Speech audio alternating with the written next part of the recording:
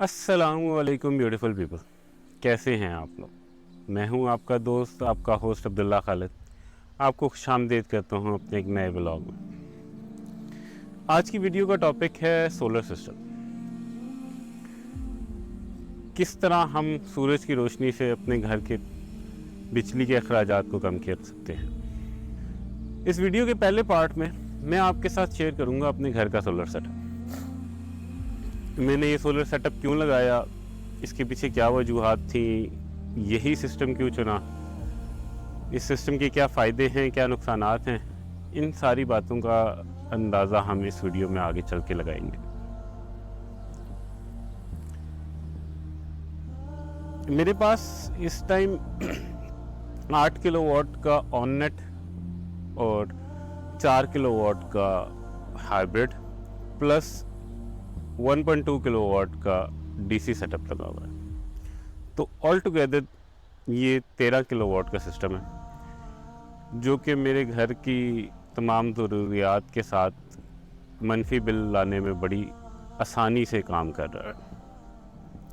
सबसे पहले आपको एक ओवरव्यू दे दूं। ये स्ट्रक्चर जो आप देख रहे हैं, इस तरह के आपको अंदाज़ा हो गया होगा कि ये एक अपलिफ्ट स्ट्रक्चर है, क्योंकि मैं अपने छत की जो स्पेस है उसको भी बचाना चाहता था, तो उसकी खातिर मैंने ये अपलिफ्ट स्ट्रक्चर का इंतखाब किया। अपलिफ्ट स्ट्रक्चर और L2 और L3 स्ट्रक्चर में सिवाय इस फ़र्क के कि ये आपकी छत की स्पेस बचाता है और कोई फ़ायदा नहीं है। L2 और L3 स्ट्रक्चर भी अगर सही तरीके से लगे हों तो वो भी आपके घर के सोलर सिस्टम से उतनी ही आउटपुट देते हैं जितना कि एक एलिवेटेड स्ट्रक्चर देता है। जैसा कि आप देख रहे हैं कि ये 1 2 3 पैनल्स की एक लाइन है और इस तरह की 4 रोज़ हैं, 1 2 3 4। ये 12 पैनल्स हैं 545 वाट के। और ये मैं जिस तरह क्लोजअप में अगर आपको दिखा दूं, ये हाफ कट मोनोपर्क सेल्स हैं, जो कि इस टाइम की लेटेस्ट टेक्नोलॉजी है और परफॉर्मेंस वाइज बहुत अच्छी है।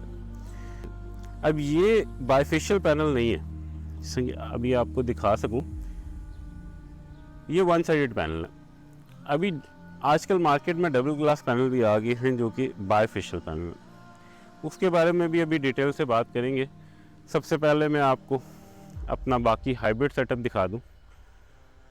ये 4 पैनल्स की लाइंस हैं और 2 रोज़ में 8 पैनल लगे हैं, जो कि 4000 वाट का हाइब्रिड सेटअप का सिस्टम है।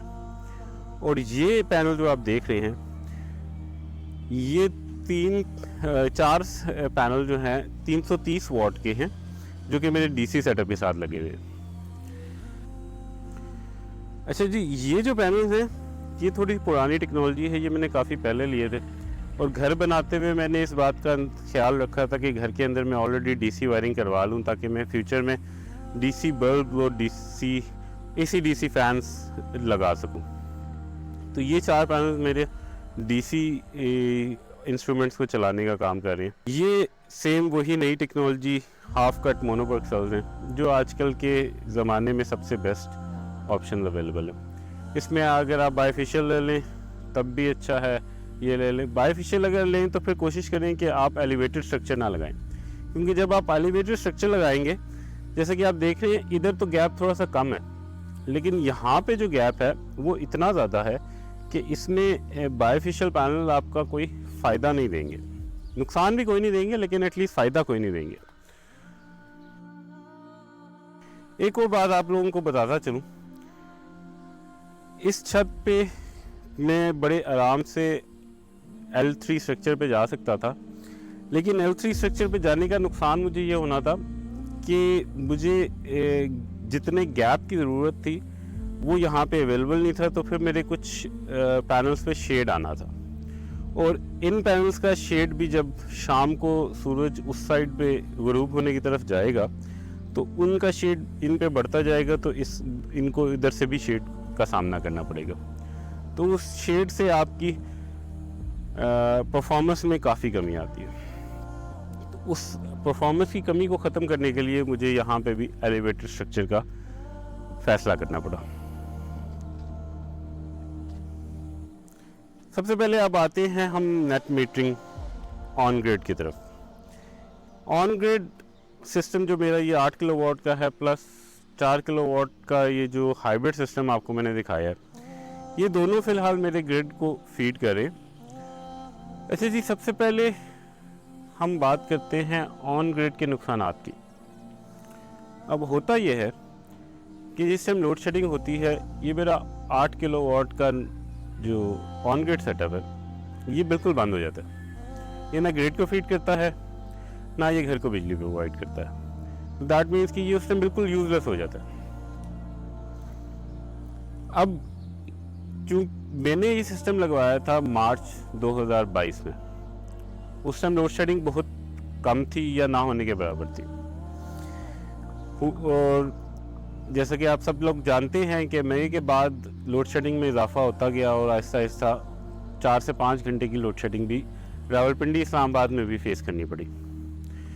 अब उसका नुकसान मुझे क्या होता था कि दिन के 2 घंटे मेरा जो ऑन ग्रिड सेटअप था, सारे घर पे इतना खर्चा करने के बावजूद तो आपको जब पता होता है कि आपने छत पे सोलर भी लगाया और आप उसको यूज़ नहीं कर सकते, तो दिल बर्दाश्ता सा हो जाता है बंदा। तो उस कमी को पूरा करने के लिए मैंने फिर फैसला किया कि मैं इस सेटअप के साथ किसी तरीके से एक हाइब्रिड सेटअप ऐड करूं। अब हाइब्रिड सेटअप ऐड करने के लिए जो मुझे एक बहुत बड़ा बेनिफिट था कि मेरे पास ऑलरेडी एक हाइब्रिड इन्वर्टर पड़ा हुआ था। वो जो आपने पैनल देखे हैं मेरे 1 किलोवाट डीसी के साथ जो लगे हुए हैं, वो मैंने एक तजर्बे के लिए खुद से 1 किलोवाट का हाइब्रिड सेटअप घर पे लगाया हुआ था, जो कि मैं किसी को भी मशवरा नहीं दूंगा कि जब तक आप फुल कैपेसिटी पे नहीं लगा रहे। 1 किलोवाट से मैंने तो हाइब्रिड सेटअप से कोई बचत नहीं ली थी, उल्टा वो बैटरी को चार्ज करने के लिए उसको कई दफ़ा ग्रिड इस्तेमाल करना पड़ता था, तो वो महंगा पड़ जाता है। मैं सबसे पहले आपको एक और बात क्लियर कर दूं, सबसे सस्ती बिजली या फ्री बिजली वो है जो सोलर से आ रही। उसके बाद जो सबसे सस्ती बिजली है वो आप ग्रिड से ले रहे। जो बैटरी से आप बिजली इस्तेमाल कर रहे हैं वो सबसे महंगी बिजली है। तो मैं तो किसी को भी मशवरा नहीं दूंगा कि अगर आपने हाइब्रिड सिस्टम भी लगाया हुआ है तो आप बैटरीज को कंज्यूम करें। बैटरीज को सिर्फ आप बैकअप के लिए रखें ताकि आप बैटरीज को दोबारा ग्रिड से चार्ज करने की आपको ज़रूरत ना पड़े। अब मेरा जो इस टाइम हाइब्रिड की सेटिंग है वो इस तरह है कि SUB सोलर यूटिलिटी बैटरी। सबसे पहले सोलर नहीं होगा तो फिर यूटिलिटी पे शिफ्ट हो जाएगा। यूटिलिटी को ग्रिड को कहा जा रहा है, और जिस टाइम यूटिलिटी भी नहीं होगी सिर्फ और जिस टाइम सोलर और यूटिलिटी दोनों नहीं होंगी तब वो बैटरीज पे शिफ्ट हो जाएगा।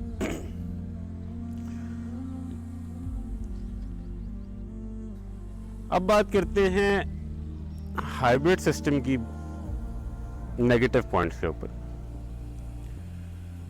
हाइब्रिड सिस्टम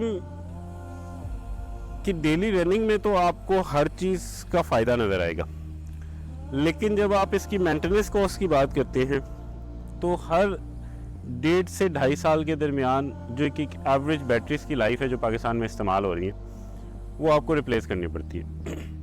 और आज की कीमत के हिसाब से, क्योंकि मेरा ये 4 किलोवाट के सिस्टम के साथ 3.2 किलोवाट का एक इन्वर्टर लगा हुआ है और जो 24 वोल्ट सिस्टम होता है, और अगर आप इससे बड़ा सिस्टम लगाएंगे 5 किलोवाट का या 6 किलोवाट का या 8 किलोवाट का, वो 48 वोल्ट सिस्टम होता है। तो मुझे 2 बैटरी चेंज करनी पड़ेंगी। अगर 48 वोल्ट का कोई सिस्टम लगाता है तो उसको 4 बैटरी चेंज करनी पड़ेंगी। 2 बैटरीज की आज की तारीख की भी कॉस्ट जो है वो कम से कम लाख से 1.25 लाख के दरमियान है। तो उसी तरह 4 बैटरीज की कॉस्ट जो है वो 2 से 2.5 लाख रुपए के दरमियान है। तो ये एक आपकी रिकरिंग कॉस्ट है जो आपने हर 1.5 से 2.5 साल के दरमियान में करनी है। किसी की बैटरी लाइफ 2.5 साल तक चली जाती है, को बहुत प्रोलॉन्ग कर ले और उसको ज़बरदस्ती खींचता जाए तो शायद 3-3.5 साल पे भी लेके जा सकता है, लेकिन ऑन एवरेज 1.5 से 2.5 साल के दरमियान एक बैटरी डिग्रेड हो जाती है। इसके अलावा जो हाइब्रिड इन्वर्टर होते हैं उनको, क्योंकि वो एयर कूल्ड होते हैं, फैन कूल्ड होते हैं, उनको रेगुलर मेंटेनेंस की ज़रूरत होती है। उनके साथ जो डस्ट फिल्टर्स लगे होती है, मेरा इन्वर्टर चूँकि थोड़ा पुराना है उसके साथ डस्ट फिल्टर्स भी नहीं है, लेकिन जो नए अब इन्वर्टर्स आ रहे हैं उन सब में डस्ट फिल्टर्स भी हैं। उनको डस्ट फिल्टर्स भी आपको रेगुलर उसको मेंटेन करना पड़ता है, और उस पर ओवरलोड का भी ख्याल रखना पड़ता है, आपने ग्रिड के वोल्टेज का भी ख्याल रखना पड़ता है। इनफैक्ट ये एक रेगुलर मेंटेनेंस वाली आइटम है जिस पे आपको बहुत एहतियात से देखभाल के इस्तेमाल करना पड़ता है। जबकि ऑन ग्रिड सिस्टम जो है वो एक ऐसी चीज़ है कि आपने वन टाइम इन्वेस्टमेंट की और उसके बाद आपने कुछ भी नहीं करना। आपके घर पे 15 एसी लगे हुए हैं, आप सारे के सारे 5 किलोवाट पे चला दें, कोई इशू नहीं होगा, क्योंकि ऑन ग्रिड सिस्टम का मैकेनिज्म शायद कुछ लोगों को कंफ्यूजन होती है। वो ऐसे होता है कि जो सोलर है वो इन्वर्टर के साथ कनेक्टेड है और इन्वर्टर डायरेक्टली ग्रिड को फीड कर रहा है, वो घर को फीड नहीं कर रहा।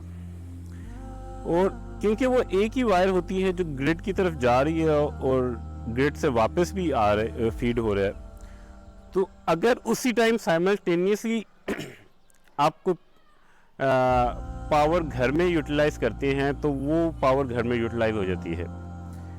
अगर वो पावर आपके जो इंस्टॉल्ड पावर कैपेसिटी से ज़्यादा है, लेट से आप, जिस तरह मेरा सिस्टम है, मैंने 8 किलोवाट का सेटअप लगाया हुआ है और मैं 13 किलोवाट का घर पे कंजम्पशन उस टाइम कर रहा हूँ, तो वो बाकी सारी पावर जो है वो साइमल्टेनियसली वापडा से ग्रिड से लेना शुरू कर देगा और इन्वर्टर के ऊपर कोई बोझ नहीं डालेगा। ये इन्वर्टर ना तो ओवरलोड होते हैं, ये ना इन पे वोल्टेज फ्लक्चुएशन का कोई इशू होता है। जब भी वोल्टेज फ्लक्चुएट होंगे ये ऑटोमेटिकली अपनी वर्किंग रोक देंगे। और इनकी मेंटेनेंस, क्योंकि ये हीट सिंक वाले होते हैं और IP65 होते हैं, तो इनको मेंटेनेंस की भी जरूरत नहीं है। ये डस्ट एंड वाटर प्रूफ होते हैं, वाटर रेजिस्टेंट होते हैं, sorry, dust proof and water resistant होते हैं। आउटडोर इन्वायरमेंट में आप बड़े इजीली लगा सकते हैं, लेकिन शेड ज़रूरी है, इन पे ऊपर डायरेक्ट पानी नहीं गिरना चाहिए, लेकिन हल्का फुल्का कुछ कभी फुहार आ भी जाए तो इतना ये बर्दाश्त कर सकते हैं। अच्छा जी, अब बात करते हैं डीसी सेटअप के बारे में। डीसी सेटअप एक नई जगह पे अगर आपको लगाना पड़ रहा है तो थोड़ा सा ट्रिकी हो सकता है, क्योंकि इसकी ऑल टुगेदर आपको वायरिंग सारी नहीं करनी पड़ती है। क्योंकि मैं जिस जगह पे खड़ा हुआ हूँ ये घर नया बनाया गया था, तो उस टाइम इस बात का ख्याल रखा गया था कि यहाँ पे एसी के साथ डीसी वायरिंग भी कर दी जाए।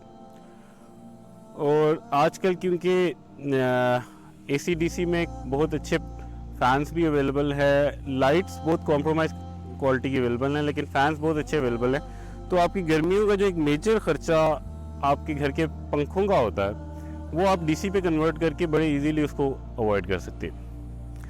ये मेरा 4 प्लेटों का डीसी सेटअप है। ये एक 7 मरले के डबल स्टोरी घर की तमाम लाइटें और पंखे, हर कमरे में तकरीबन 1 से 2 डीसी लाइट्स हैं, वो तमाम लाइट्स और तमाम सीलिंग फैंस, ये सारे बासानी चला रहा है। और 24 घंटे से ज़ायद की लोड शेडिंग में भी इसने साथ नहीं छोड़ा था। इनको 2 स्ट्रिंग्स में डिवाइड किया हुआ है, एक ग्राउंड फ्लोर के लिए, एक फर्स्ट फ्लोर के लिए, और दोनों के साथ 100 एम्पेयर की बैटरी लगी हुई है। वो 100 एम्पेयर की बैटरी टॉल ट्यूबुलर बैटरी है। वो 100 एम्पेयर की बैटरी पिछले 2.5 साल से माशाल्लाह सबसे लंबी लोड शेडिंग को भी बर्दाश्त कर रही है। और अगर आप एसी डीसी फैंस के साथ फेमिलियर हैं, या आजकल कुछ इन्वर्टर फैन भी लोगों कंपनीज ने निकाल दिए हैं, वो अदरवाइज भी बिजली की कंजम्पशन बहुत मुनासिब करते हैं। फुल स्पीड पे 55 वॉट लेते हैं और एवरेज स्पीड जो आपको ज़रूरत होती है उस पर 35 वॉट लेते हैं। और अगर कोई किसी को सिर्फ एयर सर्कुलेशन के लिए एयर कंडीशन के साथ चलाना चाहता है तो वो हार्डली 3 से 4 वॉट पे चलता है। ये सेटअप लोड शेडिंग के लिए सबसे करामद है अगर आपकी रिक्वायरमेंट सिर्फ AC/DC फैन, DC लाइट्स और आजकल कुछ दरमियाने स्टैंडर्ड के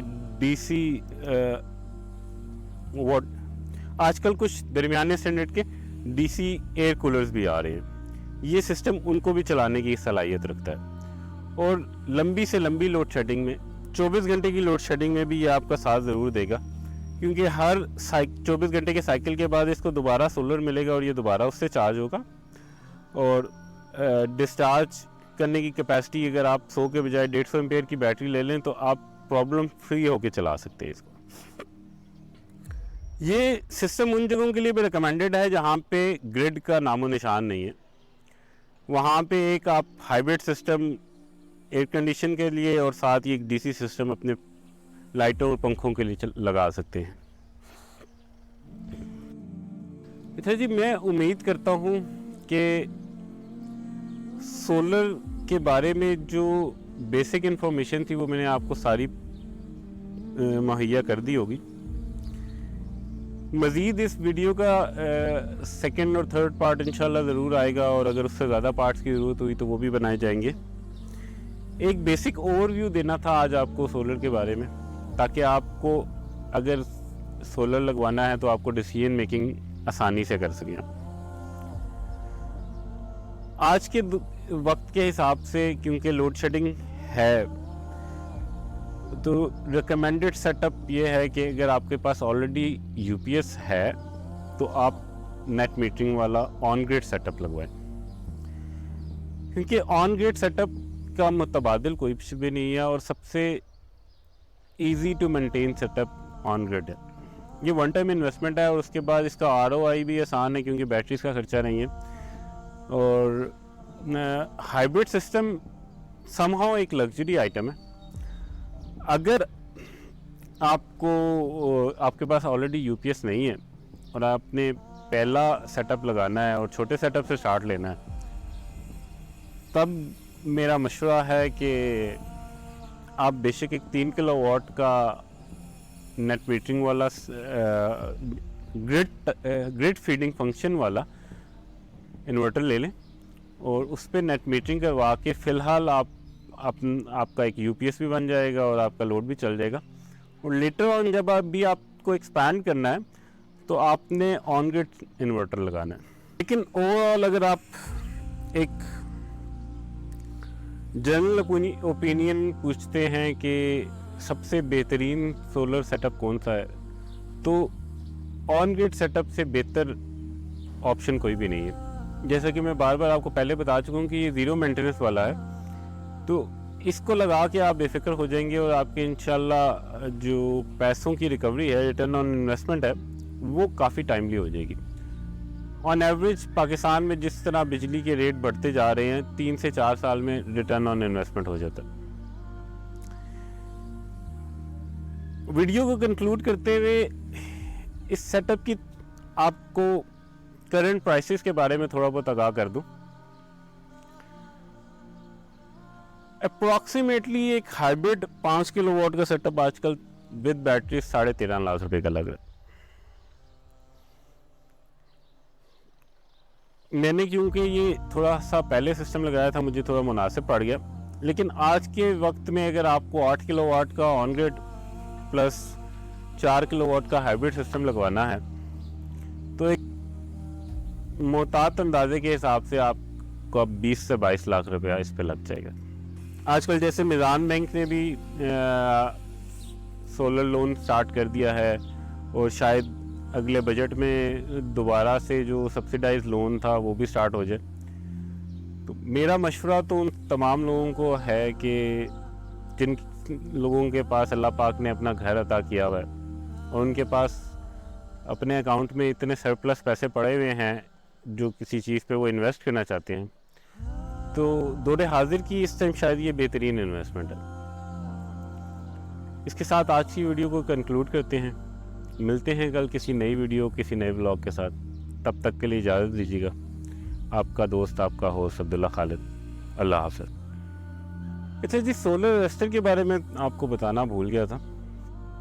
सोलर अरेस्टर आपके सेटअप पे हमेशा आपके पूरे सिस्टम की जो सबसे टॉप लोकेशन है वहाँ पे होना चाहिए, ताकि ये आसमानी बिजली सबसे पहले एब्जॉर्ब करके आपके पूरे सिस्टम को बचा सके।